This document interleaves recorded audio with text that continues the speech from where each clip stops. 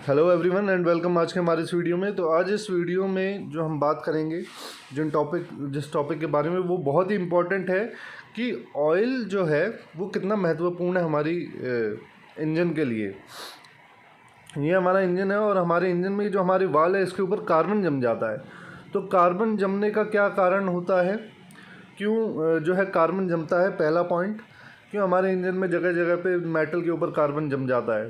दूसरा पॉइंट है कि क्या हम सही ऑयल का इस्तेमाल करके यदि हम करेंगे तो क्या वो कार्बन बिल्डअप जो है वो किस तरीके से कम होता है, क्या वो कम होगा या नहीं होगा और कैसे कम होगा। तीसरा जो पॉइंट है वो ये है कि यदि सही ऑयल इस्तेमाल करने से कार्बन जो हमारे वाल पे जम जाता है वो कम हो जाता है या उसे जमने नहीं देता है, तो हमें कैसे पता लगेगा कि कौन सा ऑयल जो है हमको इस्तेमाल करना चाहिए। तो पहला जो सवाल है हमारा कि कार्बन क्यों जमता है। तो यहाँ पे आप देख रहे हो ये एक इंजन का डायग्राम है। ये इनटेक का वाल्व है, ये एग्जॉस्ट का वाल्व है, ये पेट्रोल का इंजेक्टर लगा हुआ है GDI और ये स्पार्क प्लग है। पिस्टन हमारा जब नीचे की तरफ ट्रैवल करता है तो उसी समय जो है GDI इंजेक्टर फ्यूल को स्प्रे कर देता है और जब पिस्टन TDC की तरफ बढ़ रहा होता है तो जब स्पार्क प्लग का टाइम आता है स्पार्क प्रोड्यूस करने का, वो स्पार्क प्रोड्यूस करता है और जो फ्यूल है वो जलना चालू हो जाता है और एक धमाका होता है, क्योंकि जब फ्यूल जलता है तो आग लगती है।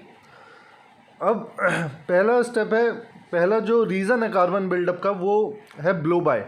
ब्लो बाय क्या होता है कि जब आग लगती है गैसेस में, ये इस चैम्बर में, कंबशन चैम्बर में, तो ये जो धुआं बनता है, क्योंकि इसमें कार्बन होगा, कुछ चीज़ जलती है तो जलने के बाद वो कार्बन में परिवर्तित हो जाती है।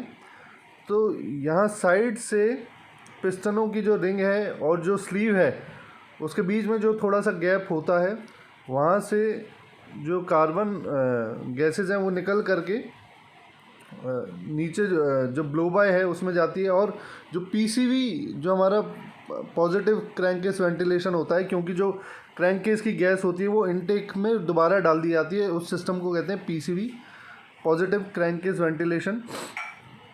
क्योंकि अगर गैस सारी की सारी ऑयल चैम्बर में रहेगी तो नीचे क्रैंकेस में जो है प्रेशर बन जाएगा, वो प्रेशर ना बने इसलिए जो एयर है उसको सर्कुलेट किया जाता है रिफाइन करके, फिल्टर करके, लेकिन फिर भी थोड़ा बहुत कार्बन जब वो यहाँ पहुँच जाता है और वालों पे कार्बन जमना चालू हो जाता है। तो पहला रीज़न तो ब्लो बाय है, ठीक। दूसरा रीज़न जो है वो है हमारा EGR सिस्टम में क्या होता है कि एग्जॉस्ट की गैस को घुमा करके हमारे इनटेक मैनिफोल्ड में डाला जाता है ताकि गाड़ी यूरो 4 से यूरो 3 में आ जाए। अब इस प्रोसेस में जाहिर सी बात है जब एग्जॉस्ट गैस को डाला जाता है तो एग्जॉस्ट गैस में तो कार्बन वैसे ही होता है, ठीक। एग्जॉस्ट गैस में कार्बन होता है क्योंकि एग्जॉस्ट गैस का मतलब क्या है, जली हुई गैस।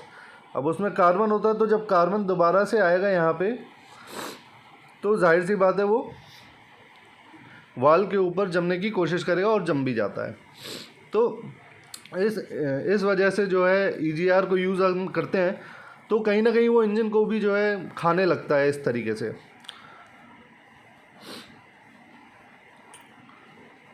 ठीक। तीसरा जो रीज़न है वो ये है कि ये जो हमारा वॉल्व है ये वॉल्व गाइड में चलता है, ठीक।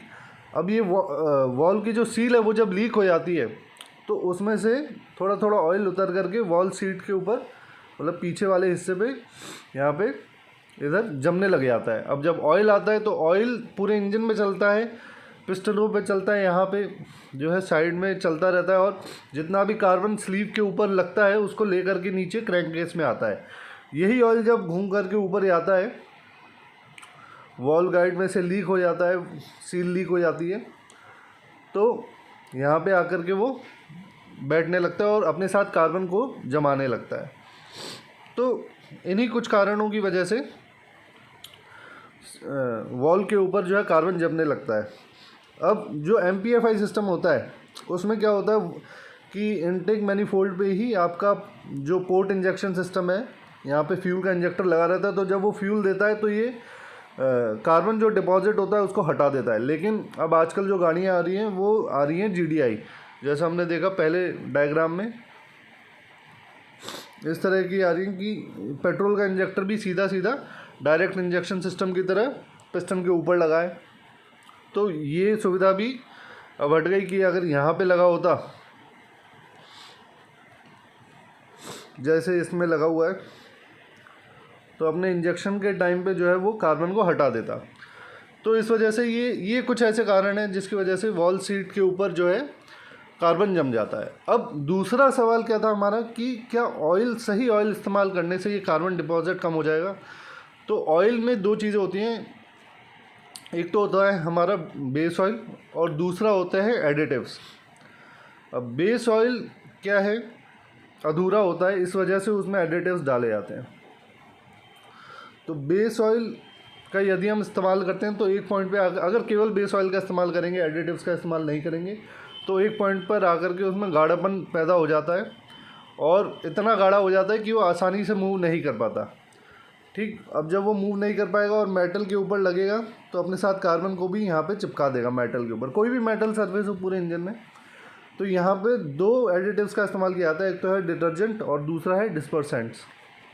डिटर्जेंट का जो फॉर्मूला होता है वो कुछ इस तरीके का होता है, एक आगे मैग्नेट की तरह, ये आपको मैं मॉलिक्यूल लेवल पे बात बता रहा हूँ, बहुत ही एटॉमिक लेवल पे बात बता रहा हूँ कि जो ऑयल है उसके जो कण हैं उसमें जो एडिटिव डाला जाता है वो यदि हम माइक्रोस्कोप से देखेंगे तो कुछ इस तरीके का दिखेगा कि आगे का जो हेड होता है उनका वो मैग्नेटिक होता है, पोलर हेड होता है, और किस चीज़ की तरफ अट्रैक्ट होता है, कैल्शियम, सोडियम और मैग्नीशियम।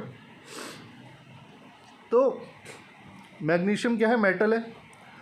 अब ये जो डिटर्जेंट एडिटिव डाला जाता है तो वो जा कर के सीधा चिपक जाता है मेटल के सरफेस पे, और जब कोई ऐसा कण जिसमें कार्बन होता है वो आ करके मेटल से चिपकने की कोशिश करता है तो वो चिपकने नहीं देता, जैसा कि आप इस डायग्राम में देख सकते हैं। दूसरा होता है हमारा डिस्पर्सेंट्स। डिस्पर्सेंट भी काफ़ी हद तक डिटर्जेंट की तरह है, लेकिन उनकी जो टेल है वो थोड़ी लंबी होती है। ये टेल जो है वो हाइड्रोकार्बन की बनी होती है, और ये जो पोलर हेड है उसका वो अट्रैक्ट होता है आपके नाइट्रोजन, वाटर, मेटल्स और कंटेमिनेंट्स की तरफ।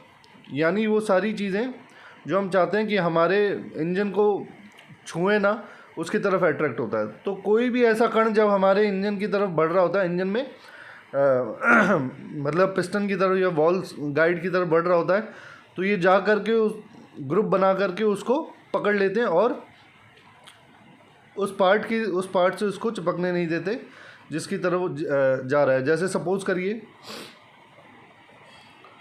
कि ये हमारा वॉल सीट है और यहाँ पे यदि कोई कंटेमिनेंट पार्ट जो कार्बन पार्ट है वो आकर के अगर बैठना चाह रहा है तो उससे पहले ही डिस्पर्सेंट्स आकर के इसको पकड़ लेंगे और यहाँ पे वॉल सीट के ऊपर नहीं बैठने देंगे। तो काफ़ी हद तक जो है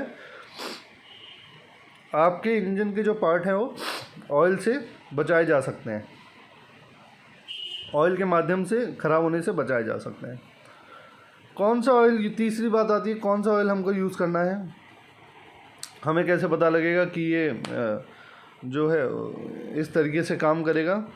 तो ये एग्जांपल है वेल्वोलिन ऑयल का। वेल्वोलिन ऑयल खैर बहुत ही बढ़िया ऑयल होता है। जब भी आप कोई ऑयल लें तो उसके पीछे आपको इस तरीके के सर्टिफिकेशंस आपको दिख जाएंगे। ये सारे सर्टिफिकेशंस जिस ऑयल में हैं, तो हर कंपनी का एक अपना सर्टिफिकेशन होता है। तो वेल्वोलिन तो जो है एक इंडिपेंडेंट कंपनी है जो सभी कंपनीज़ के हिसाब से ऑयल बनाती है। तो जब सभी कंपनियां उसको सर्टिफाई कर रही हैं और साथ ही में ये जो सर्टिफिकेशन है SN+ का, ये यदि उस ऑयल पे है तो ये आपको ऑयल ज़रूर लेना चाहिए, इन रीज़न्स के लिए जो इस वीडियो में हम आपको बता रहे हैं, ताकि आपकी जो वॉल सीट है वो कभी भी जो है कार्बन से ग्रस्त ना हो। अगर ये ग्रस्त हो जाती है कार्बन से तो आपका इंजन जो है वो सफ़र करता है, क्योंकि अगर यहाँ पे कार्बन जम गया तो ये वॉल्व जो है वो पूरा बंद भी नहीं होगा, खुला रहेगा, और जो यहाँ की जो एग्जॉस्ट गैस है वो भी आकर के यहाँ पे बैठेगी और कार्बन बिल्डअप होता जाएगा, और ऐसे ही हमारा इंजन ख़राब होता है। तो आशा करता हूँ आपको इस वीडियो के माध्यम से ज़रूर पता लगा होगा कि किस तरीके से कार्बन जो है हमारी सीट के ऊपर जमता है और कैसे हम उसको रोक सकते हैं। कोई और आपके मन में सवाल हो तो आप कमेंट्स के ज़रिए पूछ सकते हैं। धन्यवाद।